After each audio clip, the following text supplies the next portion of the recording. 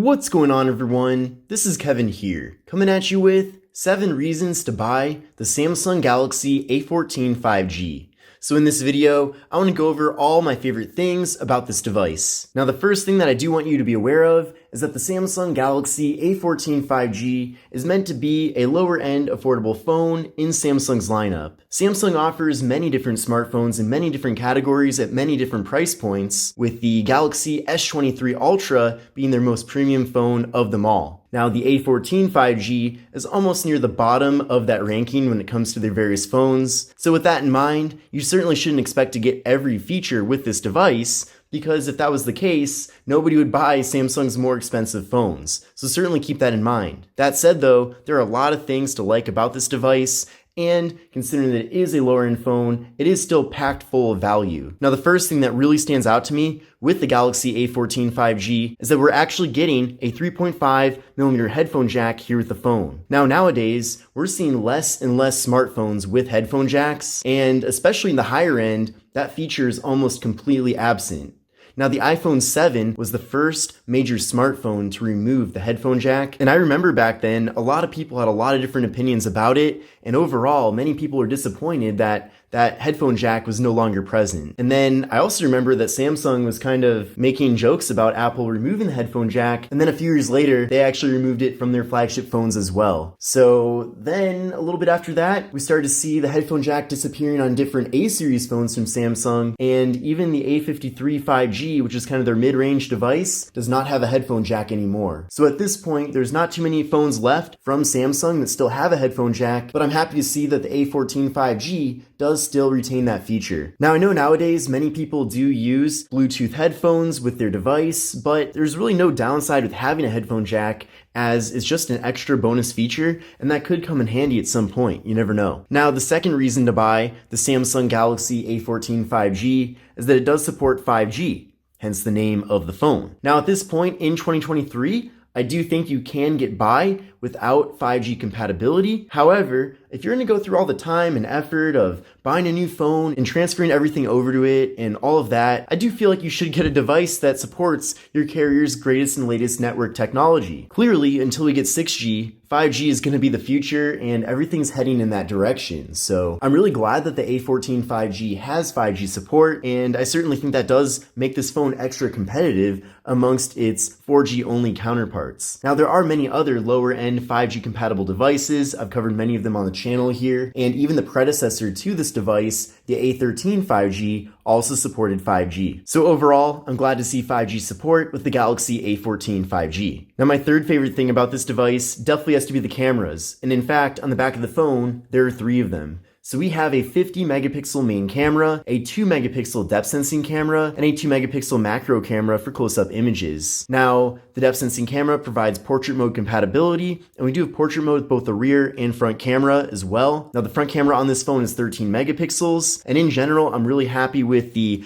quality of photos and videos from all the various cameras. Now, definitely check out my review video of this device here on the channel to get a better idea of the type of quality to expect, but for a phone in this segment, I do feel like this is one of the best options out there when it comes to camera quality. Here's how things look in the camera app. This is with the main rear camera right now. Then from there, we can go over to the More tab to access the macro camera, and then with that, we can get very close up and have things be in really good detail. Then we can exit out of there, go over to portrait mode to get those nice blurred out backgrounds. There's even a slider down here to adjust the blur too, so if you want more blur, you can get that. If you want less blur, you can switch over to that as well. Flipping around the front-facing camera, there's portrait mode with that. We also have a blur slider, and then we can also switch over to the group selfie option, which crops out a little bit. And then we also have an option to take standard selfies too. Now, when it comes to video recording unfortunately is limited at just 1080p with the front and rear cameras, but thankfully the quality is really good. And one other thing I want to point out, now I am doing a dedicated camera tips and tricks video, but I'll give you kind of a sneak peek with that. This phone doesn't actually take 50 megapixel photos by default. You actually have to go into the quality, I believe, yeah, right there. You can see 50 megapixels with the 3:4 ratio.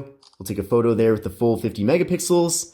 And you can see after doing that, we can zoom in here and things are really crisp and clear. So Again, for a lower end device, typically I don't expect too much when it comes to the various cameras, but with the A14 5G, it has been a very nice surprise. And speaking of nice surprises, the display is also a really excellent aspect of this phone. Now the first thing is, the display itself is very large at 6.6 inches. So that makes it great for watching video content because you're getting a very large canvas here to view those videos. And really for anything else, even text messages, doing phone calls where you need to look at different phone numbers, really any aspect of using this phone is better because of its large display panel. Now in addition to that, it features a PLS LCD display, but it has a 90 Hz refresh rate, so things do run a bit more smoothly here compared to a phone that has a 60 Hz refresh rate, for example. So this phone actually feels a lot more expensive than it really is, which is great. Now the display is 1080p, which makes it even better because I've seen phones in this segment that have 720p as the display. We're getting a PPI 400,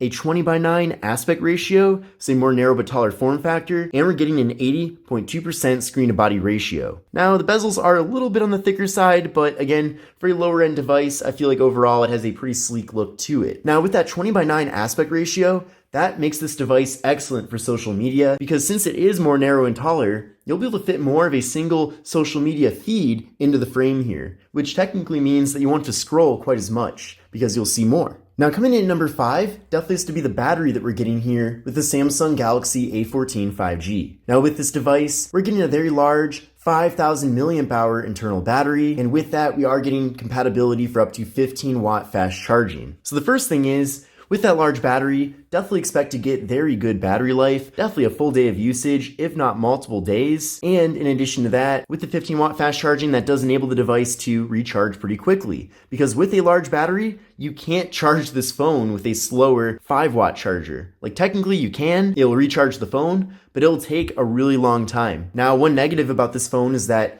it doesn't include a USB wall adapter for charging, and if you happen to own one already and you want to use that, you definitely need to double check and make sure that it actually is 15 watts. Because if you use a 5 watt charger, then again, the phone will recharge pretty slowly. Now you can determine the wattage by taking the volts and multiply it by the amps. You'll see that listed on the bottom of your charger. Many of them tend to be 5 watt, some are 10. I don't see a ton of 15 watt chargers just kind of laying around usually. Like those aren't the ones that usually come with older phones. So you might have to go out and buy a 15 watt fast charger, but definitely double check and see. Overall though, they're not that expensive, but I certainly would make sure that you have the fastest charger possible to pair up with this phone so you're not sitting around waiting all day for it to recharge. Now coming in at number 6 is that this phone does have NFC, which is really great. I'm glad it does, as it's a really useful feature. Now, NFC is the technology that makes tap and pay possible. So essentially with this phone, you'll be able to use Samsung Pay or Google Pay to make mobile contactless payments. Now, that might not be something you do currently, so it might not be too important to you. However, I know for me at least, any device that I use that has NFC, I always use tap and pay. So if I'm at the grocery store, for example, I never pull out my wallet. I just use my phone at the cash register to make my payment. So whenever I do test out devices that lack NFC, it is pretty disappointing and honestly pretty inconvenient as well. So I'm glad that despite the A14 5G being a lower end device from Samsung, we're still getting NFC. And then for my final reason out of these 7 to buy the Samsung Galaxy A14 5G, that is the software. Now this device features Android 13 out of the box, which is very impressive. And making things even more impressive is Samsung's update policy. Now supposedly they give their A series phones